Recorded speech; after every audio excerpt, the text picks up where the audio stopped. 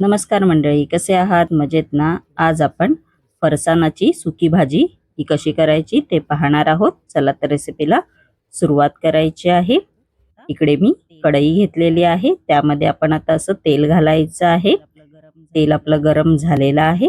आपण आता या तेलामध्ये मोहरी घालणार आहोत. त्यानंतर जिरं घालायचं आहे व 2 हिरव्या मिरच्या मी बारीक चिरून घेतलेल्या आहेत. त्या सुद्धा याच्यामध्ये घालायच्या आहेत व एक कांदा बारीक चिरलेला तो त्याच्यामध्ये घालायचा आहे मिश्रणामध्ये व चांगलं परतवून घ्यायचं आहे. कांद्याला चांगला सोनेरी कलर आला पाहिजे असं परतवून घ्यायचं आहे. त्यानंतर याच्यामध्ये आलं लसूण पेस्ट घालायची आहे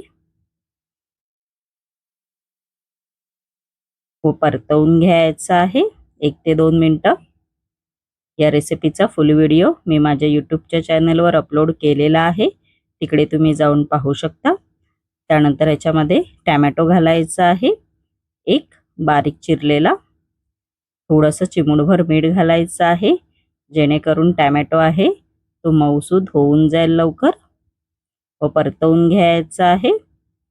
बघू शकता आपलं परतवून झालेलं आहे. आपण आता याच्यामध्ये बेसिक मसाले घालणार आहोत. धणे पावडर घालायची आहे अर्धा चमचा, गरम मसाला अर्धा चमचा, त्यानंतर याच्यामध्ये हळद घालायची आहे, लाल तिखट मसाला घालायचा आहे व चांगलं परतवून घ्यायचं आहे.